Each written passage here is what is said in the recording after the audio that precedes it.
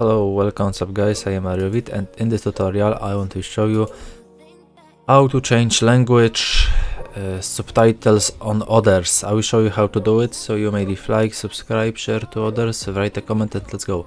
So to do it, you need first, after watching subtitles, click on the settings here, and now on subtitles.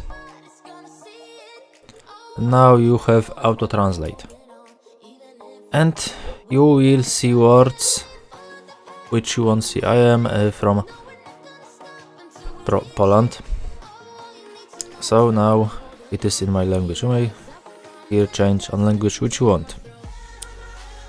Okay, it is simple. I hope that help you. We may also on English if you are from England, if you have other language.